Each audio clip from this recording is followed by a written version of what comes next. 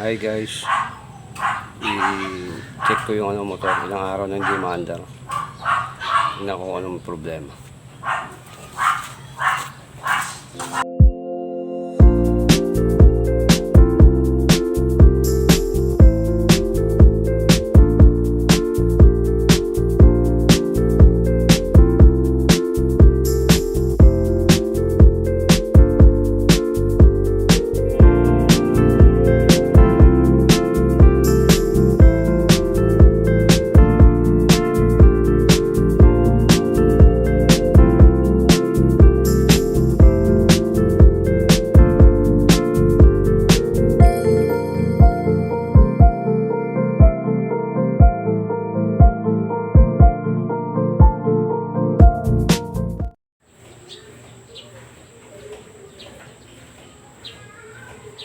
Ito, puro ano na siya.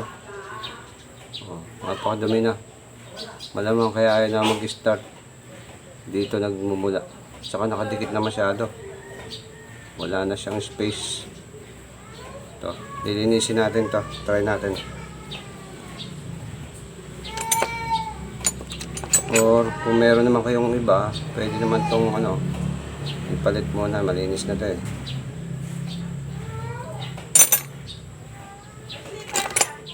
Natin ito ng masyado nang nakadikit.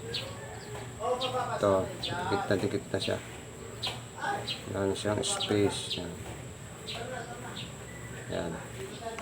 Tapos ilisin natin ito ng liha. Puro gas na eh.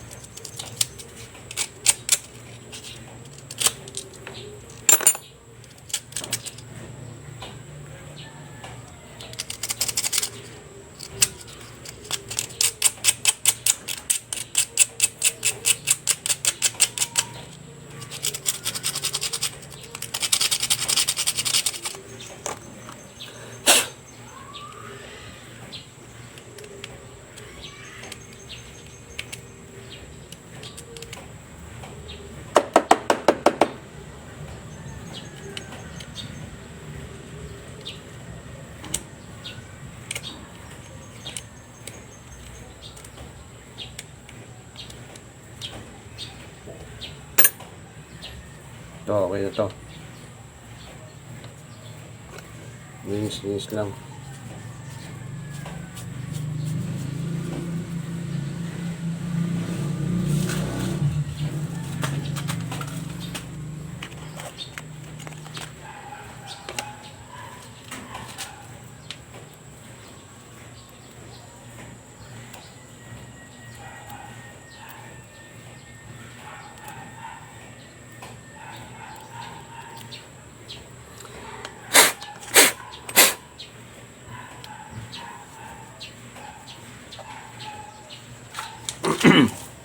Try natin balik. Test, tapos testing. Testing natin to.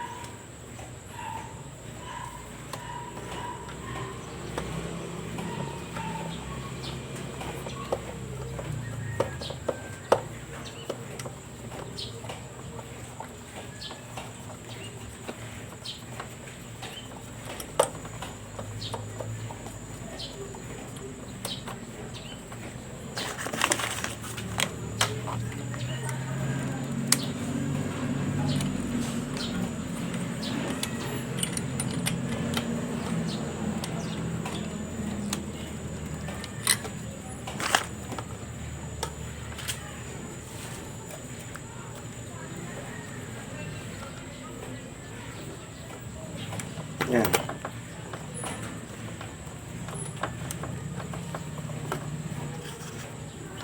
Balik na natin. Testing.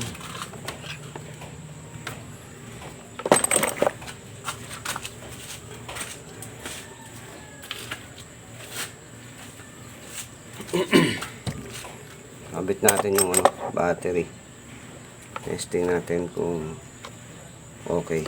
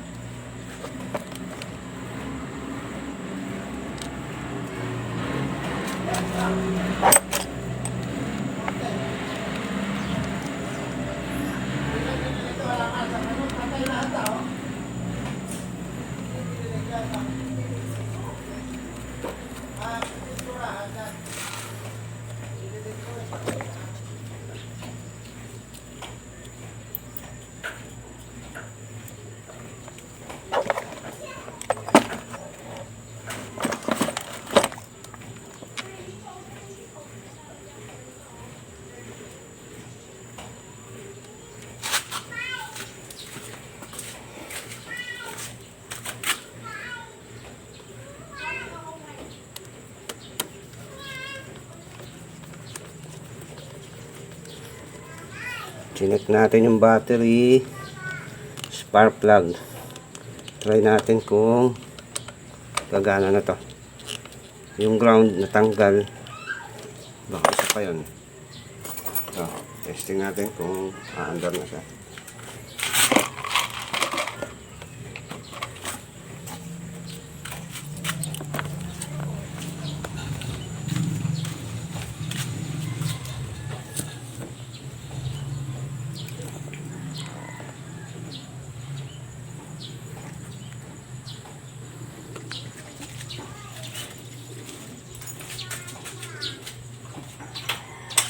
Natin kung mag-start.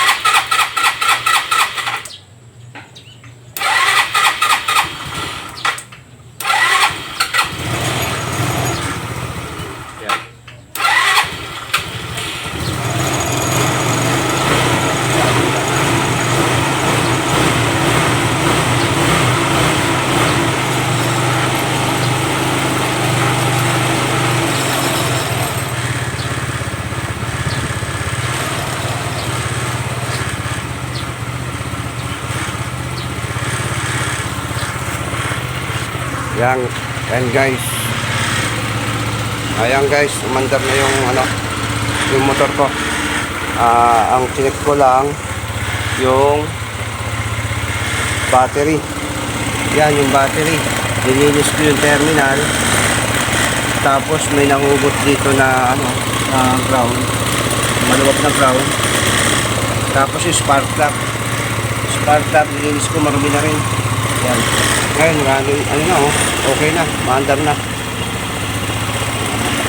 Yun lang pala naging problema. Halos 1 week ko na itong hindi nagagamit tayo mandar. Kahit sipain ko siya, padyakan ko. Ito na. Yan. Yan guys, sana makatulong sa inyo konti yung yung tinry ko na DIY lang. Kahit di ka na magpunta sa sa shop. Basta alam mo lang yung tinanggal mo, ibabalik mo, linisin mo lang yung mga pyesa, yung spark plug, terminal ng battery, tsaka baka may natanggal lang ng mga wiring. Yun, start na agad, okay na. Hindi na ako bumili ng spark plug, okay naman yung spark plug eh. Linis lang kailangan. Yan. Guys, subscribe na kayo. Para click yung bell all para palagi kayo na-notify doon sa mga ginagawa ko. Mga DIY, pampag-good vibes. Yan. Yung motor ko. Hindi ko nagagamit eh. Yan ngayon, magagamit ko na siya. So, ibabalik ko na yun yung mga casing.